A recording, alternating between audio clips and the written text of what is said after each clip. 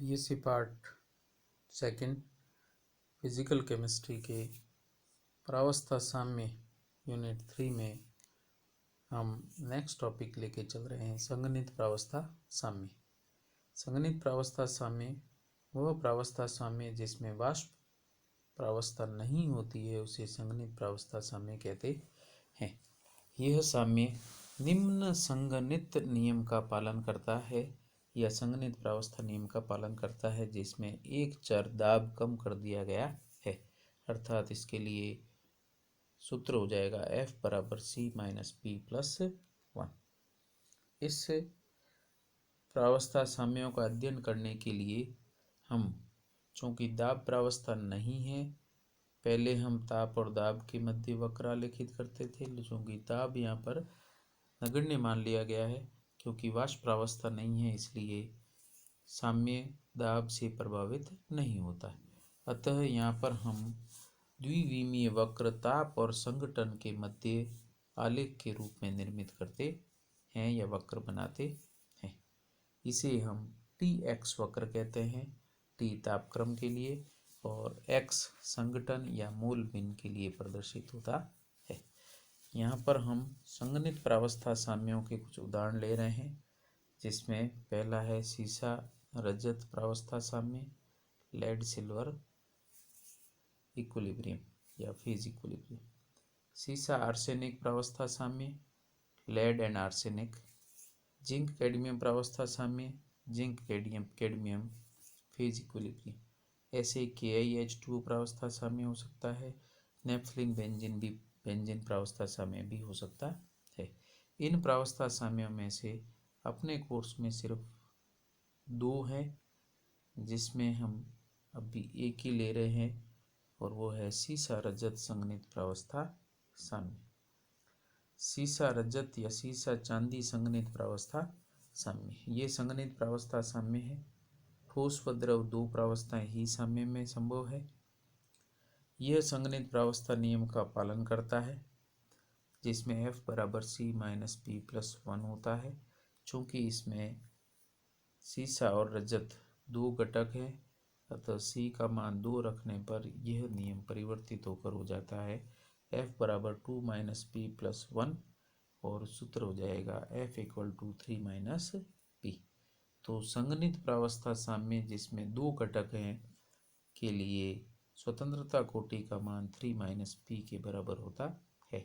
एकल प्रावस्था के लिए स्वतंत्रता कोटि 2 या एक प्रावस्था के लिए स्वतंत्रता कोटि 2 प्रावस्थाओं के लिए स्वतंत्रता कोटि 1 और P की 3 प्रावस्थाएं एक साथ साम्य में है तो P का मान 3 रखें तो स्वतंत्रता कोटि 0 आती है। सीसा व रजत द्रव अवस्था में मिश्रणीय है और ठोस अवस्था में अमिश्रणीय होते हैं, और इसी को ध्यान में रखकर हम वक्र आलेखित करते हैं। सीसे में रजत का 2.4% विलयन संतृप्त विलयन होता है। सीसे में रजत का 2.4% विलयन हमेशा संतृप्त होता है, अतः इस विलयन से 2.4% शेष बचे हुए रजत को निष्कासित करना आसान नहीं। इस प्रावस्था साम्य वक्र की सहायता से शीशे के विलयन से चांदी को पृथक किया जा सकता है, जिसे शीशे का विरजतीकरण कहते हैं, और इस विधि को हम पैटिंसन प्रक्रम के नाम से जानते हैं। अर्थात शीशे में 2.4% रजत को लावा है, संतृप्त विलयन है। इस संतृप्त विलयन से हम शीशे को पृथक करने की प्रक्रिया को या चांदी को पृथक करने की प्रक्रिया को शीशे का विरजतीकरण कहते हैं, और यह पैटिंसन प्रक्रम भी कहलाता है। सबसे पहले हम प्रावस्था साम्य वक्र निर्मित करते हैं, और यह वक्र संगणित प्रावस्था साम्य वक्र है जिसमें ताप y एक्सिस पर और संघटन x एक्सिस पर लिया जाता है। x एक्सिस पर संघटन लिया गया हो तो वक्र में संघटन की मूल भिन्न अधिकतम इकाई हो सकती है, अतः यह वक्र एक लिमिटिंग वक्र के रूप में या निश्चित सीमा तक निर्मित होने वाला वक्र है, जिसमें बाईं ओर जो सीधी लाइन प्रदर्शित की गई है यह ताप की रेखा है, जेड एक्सिस वाई एक्सिस, दाईं ओर भी वाई एक्सिस ताप की रेखा है। एक्स अक्ष पर बाएं से दाएं लेड की मात्रा 0% से 100% तक बढ़ रही है और दाएं से बाएं सिल्वर की मात्रा बढ़ रही है। दाईं ओर के बिंदु पर शीशे की मात्रा 0% और बाईं ओर चलने पर ये बढ़ते बढ़ते अधिकतम 100% हो जाती है, जब शीशा की मात्रा इसमें कितनी है 0%। इसमें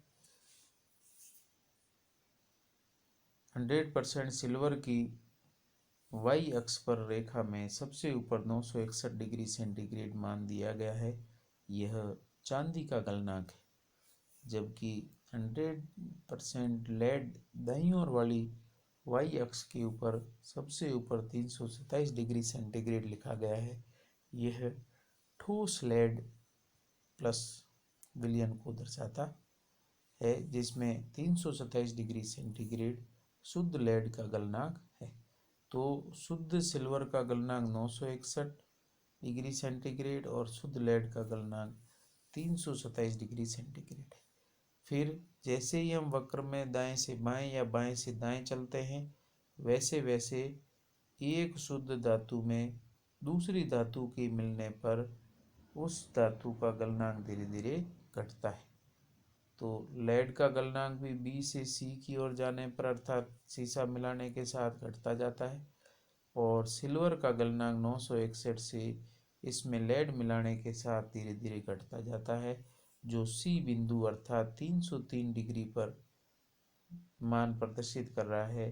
यहाँ के बाद इससे कम ताप पर केवल ठोस प्रावस्था में परिवर्तित हो जाता है। इस वक्र में हम प्रदर्शित कर रहे हैं ए सी वक्र, यह सिल्वर का गलन वक्र है।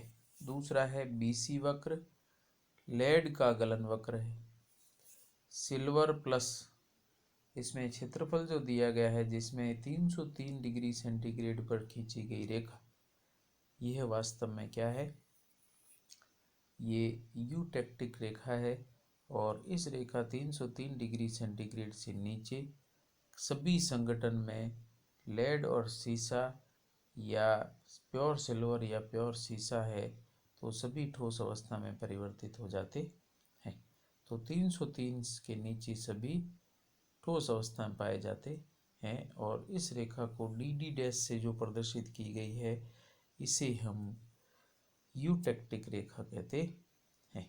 तो ये जो दे रखी है डी डी डैश रेखा, ये यूटेक्टिक रेखा कहलाती है। इसके नीचे केवल ठोस प्रावस्था ही रहती है, चाहे संगठन कोई भी है।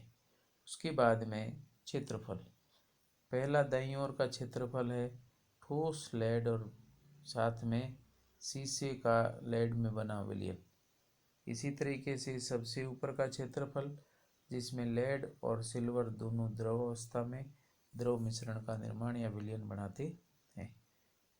बाईं ओर में ए सी डी डैश के मध्य का क्षेत्रफल, जिसमें ठोस सिल्वर, लेड और सिल्वर का द्रव विलयन उपस्थित रहता है। उसके बाद में इस 303 डिग्री सेंटीग्रेड के नीचे वाली जो लाइन है या नीचे जो अवस्थाएं हैं, इन अवस्थाओं में ठोस सिल्वर, यूटेक्टिक लेड और सिल्वर उपस्थित रहता है। तो इस तरीके से इस वक्र में क्षेत्रफल हो जाएंगे सबसे नीचे का 303 डिग्री के नीचे, दाईं ओर ठोस लेड प्लस विलयन, बाईं ओर ठोस सिल्वर प्लस विलयन और ऊपर की ओर केवल लेड और सिल्वर का द्रव मिश्रण उपस्थित है। ए और बी बिंदु के ऊपर का जो स्थान है, ये इस स्थान पर सीसा और चांदी या रजत सभी तापक्रम पर गलित अवस्था में पाए जाते हैं और पहले भी हम पढ़ चुके हैं कि गलित अवस्था में चांदी और सिल्वर, चांदी और लेड दोनों एक दूसरे में पूर्ण मिश्रणीय प्रकृति के होते हैं। इसके बाद हम नेक्स्ट ले रहे हैं इसी का वर्णन, और जिसमें हम लिख रहे हैं उपयुक्त प्रावस्था साम्य वक्र में निम्न भाग होते हैं। इसमें 3 वक्र है, AC BC DD डैश, 4 क्षेत्रफल है, ACB ACD डैश, BCD और DCD डैश। त्रिक बिंदु एक ही है C पर, इसे हम यूटेक्टिक बिंदु या गलन क्रांतिक बिंदु भी कहते हैं। इसके वक्र का अध्ययन, वक्र 2 प्रावस्थाएं वक्र पर साम्य में रहती है। स्वतंत्रता की कोटि संगणित प्रावस्था नियम से प्रदर्शित करें तो एकल चर निकाय है, अर्थात एक चर ज्ञात है तो दूसरा ग्राफ से ज्ञात किया जा सकता है, अर्थात यह वक्र मोनोवेरिएंट होता है।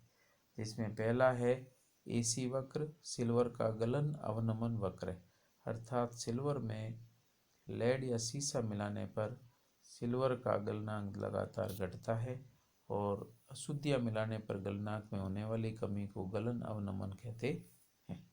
इसी तरीके से दूसरा है BC वक्र। BC वक्र को हम यहाँ पर लेड का गलन हिमांक अवनमन वक्र कहते हैं। ये लेड का हिमांक या गलन अवनमन वक्र कहलाता है। सेम उसी तरीके से शुद्ध लेड में सिल्वर मिलाने पर धीरे धीरे लेड का गलनांक घटता है या हिमांक घटता है, इसे अवनमन वक्र कहते हैं। DD डैश, इसे गलन क्रांतिक वक्र कहते हैं। इस वक्र के नीचे केवल ठोस प्रावस्था और इसके ऊपर द्रव विलयन प्रावस्था रहती है।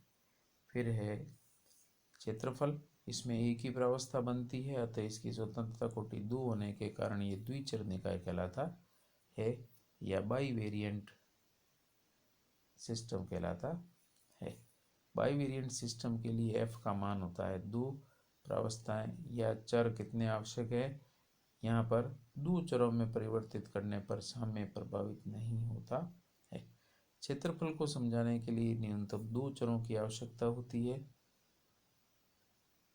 पहला क्षेत्रफल है इसमें ACB क्षेत्रफल, द्रव विलयन का क्षेत्रफल है जिसमें शुद्ध एकल प्रावस्था होती है।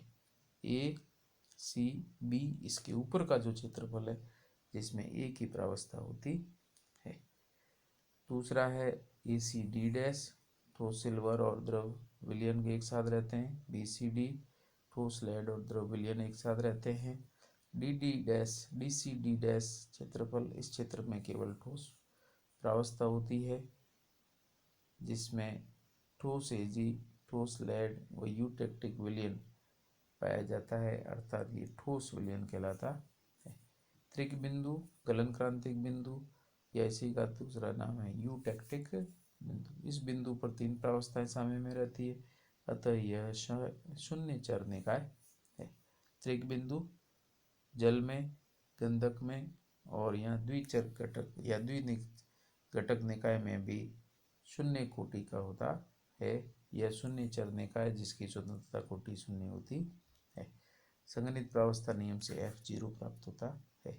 इस बिंदु को परिभाषित करने के लिए ताप, दाब व संघटन स्थिर रखा जाता है। एक ही चर को परिवर्तित किया जाना संभव नहीं है। गलन क्रांतिक बिंदु का ताप 303 डिग्री सेंटीग्रेड, दाब 1 वायुमंडल या लगभग 1 बार, संगठन 2.4% सिल्वर और 97.6% लेड होता है। तो ये गलन क्रांतिक बिंदु पर ताप और संगठन के साम्य को या मानों को प्रदर्शित करता है।